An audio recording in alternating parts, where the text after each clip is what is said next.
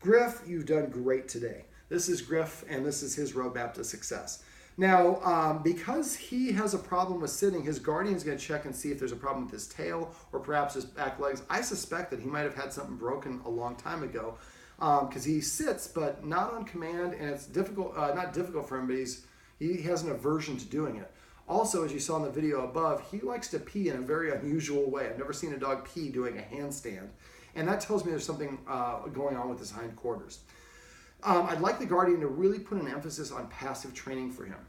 Every time that he sits, we want to make sure we recognize it and pet him, and if we can, give him a treat and say the word sit. We want to do this so often so that eventually he will sit on command. Hopefully we don't have any damage, and since he can sit, I don't see a reason why we can't. I think we're just going to really have to emphasize it. We also went over petting with a purpose, which is just not petting the dog for no reason, even if the human just wants to do it. We're going to still ask him to sit. Now, in transition, when he can't, we can ask him to lay down. He just has to do something to change his state in order to get the affection. Now, for passive training, every time he sits next to us, we're going to pet him and say sit. Every time he lays down, we're going to pet him and say chill. Every time he comes to us, we're going to pet him and say here or come. We're going to do these things over and over again so he gets used to them. One of the things he doesn't like doing is using the spiral staircase outside to come down from the master bedroom downstairs to do potty, so the guardian has to bring him downstairs, which is inconvenient. So one of the things we did was we just went up the stairs, and he likes to be with his guardian so much that the fear of being left alone is greater than his fear of the stairs, so he was going up and down the stairs. After like the second or third time, he was going up pretty quickly and without much hesitation. What we did is when we got to the top of the stairs, she gave him a treat and said up. When we got to the bottom of the stairs, we gave him a treat and said down. So this way we can eventually open the door and he'll run and say down, and he should run all the way down the stairs. For going outside here, what I did is I did the same sort of principle. I showed him that I had a treat and tossed it out the deck through the door, and then when we said deck as soon as he touched it with his lips. Make sure we're doing that. We point it out and he sees us throw it. If we throw it without him seeing it, he won't go looking for it. After a while, we should be able to say deck and he goes out, or say down or up and he goes up and down the stairs on his own. Let's see, what else did we go over? We just went over the escalating consequences, so remember to make sure that we look those up or that we use those consistently. The guardian took good notes.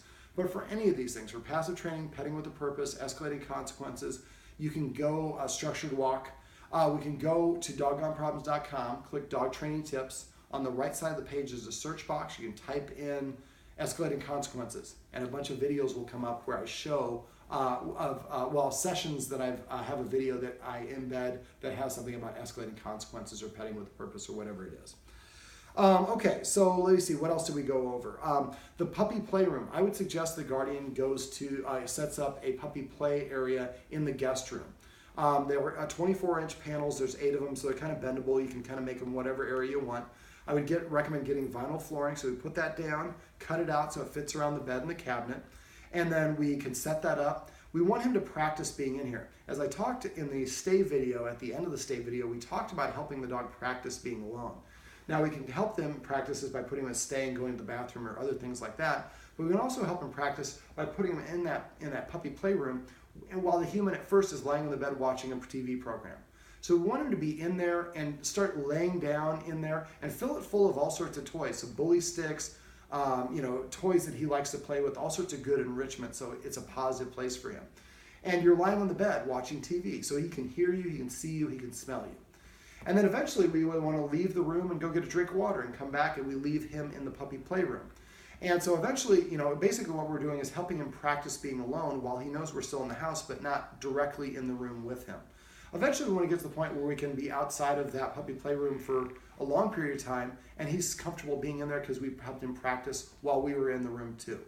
Eventually we're going to help him practice by going outside the door. Just like I talked about in the stay video, we want to go outside the door, wait 1 second, come back in, go lay down.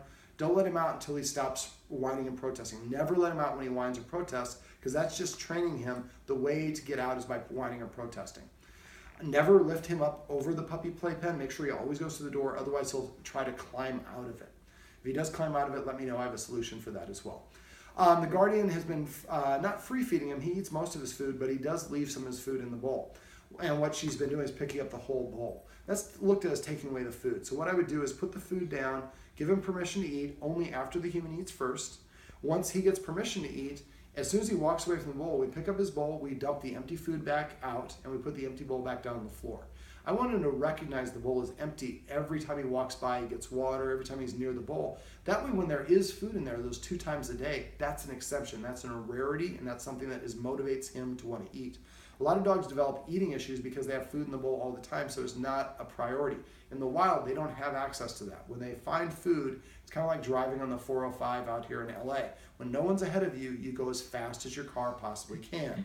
For them, when they find food, they eat as much as they possibly can because they don't know when they will find it again. And make sure the human is eating first because dogs do eat in the order of their rank.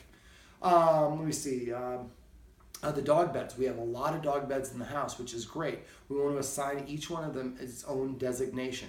So we just toss a treat in there. When he goes in there and gets it, we say the word. That's the first way. The second way is we leave a treat in there and don't say anything and just observe.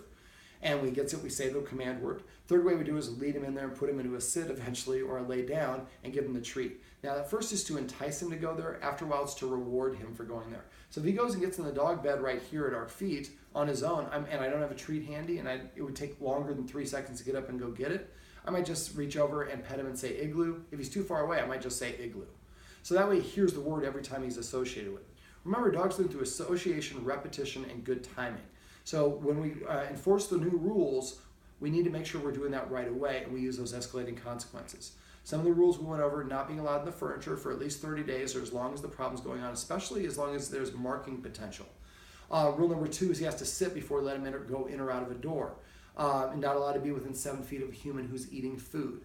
So this way the dog starts to see the human correcting them, and each time the human corrects them this way, the human gets credit as being more of an authority figure because the dog is seeing the human actually assuming that leadership role. Let me see. Walks, we want to make sure we keep him next to us on a walk. The 4 rules that I have for a structured walk. Now, we use the martingale collar on the walk to stop him from pulling. He's not a huge puller, but it gives us a little bit more control. The guardian was using a harness before, and that's designed for dogs to pull on the leash. We don't want him to do that. So the first thing we do is we keep the dog in position. His shoulder should be aligned with my hip. We want to assign a position. He's either on the right side or the left side always. I see a lot of people arrange it based on the direction of traffic. Don't worry about that. Just give him a position in the formation. So if he's always on the right, he's always on the right. His shoulder is aligned with my hip. Rule number 2 is my arm needs to be going straight down and relaxed. If I'm putting tension on the leash by pulling him in position, he's guaranteed going to pull against it. Then you have a tug of war the whole time. When I correct with the martingale with a special twist, I bend up the elbow so my arm is coming forward. I do it in a very quick, sudden motion, and I immediately take the tension off of the leash. I want the leash to only be tense for like 1/8 of a second, so he doesn't even have a chance to respond by pulling against it because its tension is removed. That's almost more of a way of tapping the dog, saying, hey, you're getting out of position. His nose should never go further ahead than the stride of your foot. You want to correct before he gets in front. If you let him get too far in front and you try to pull up, you're actually going to be pulling back, and that creates a pull forward for a dog. Rule number 3 is no marking. So we're going to let him pee before we start the walk, at the end of the walk, but not on the rest of the walk. Usually I say just kind of quick tug of the leash, but because he likes to get up on his hind legs, it should be hard to stop him from marking. So if we prevent him from marking the walk, that gets him out of the habit of doing it, and it's an assertive, it's a leadership thing. We want the dog to not think it's appropriate to mark because he doesn't have the authority for that, and that's consistently enforcing the rules will help with that. And then the 4th consequence is no stopping, or not consequence, but the 4th rule for structured walk is no stopping and sniffing. Now, to say the dog can't sniff would be cruel. I'm not saying that. What I'm saying is if the dog stops to smell something and I stop, then the dog is controlling the walk. So we walk, you can sniff as we go by, but I'm not going to stop and let you sniff on it. This is a structured walk. This is not an everyday walk. Some people use a structured walk as their everyday walk. If you do, you need to incorporate some rewards because it's not very stimulating for a dog to walk in a structured walk. So what I might do is walk 3/4 of the walk in a structured walk with the dog walking next to me. If it does a good job, at the end, I take the twist of the leash off and I let the dog kind of wander around and do some sniffing, and maybe not so much marking, but sniffing and moving around and having a little bit of fun. Just like when we're kids, you have to eat your meat and then you can have some dessert. So being able to have fun is a dessert. Another way that people do this is sometimes they will walk for 1/4 of the walk, then give the dog 1/4 of the walk for free leash, then 1/4 of the walk structured walk, 1/4 of the walk free leash, so you're kind of going back and forth. It's also important to try to practice training your dog in tiny little fractions of training sessions.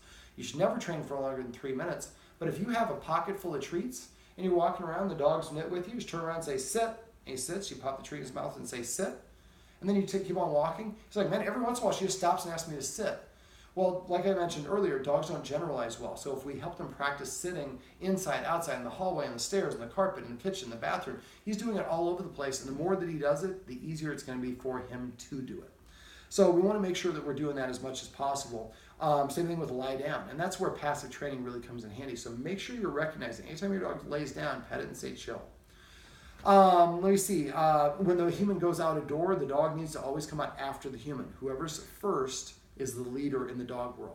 So if we're going up the stairs and the dog races up and down the stairs, we might do the same thing we did kind of with stairs outside, except for teach him to stay at the bottom of the stairs. The human goes to the top, and then we say up. And then we say down when we're going down the stairs. Same thing going into a room, going down a hallway, getting into the car. Well, getting in the car, I usually want the dog to go first. But we want to make sure the dog starts to identify as being a follower in as many different capacities and small minor things as we can to help him stop feeling the need to mark. Griff, do you have any other questions? All right, well, this is Griff's Roadmap to Success in Santa Monica. We'll give him a treat for the end of it. Remember, everything you do trains your dog, only sometimes you mean it.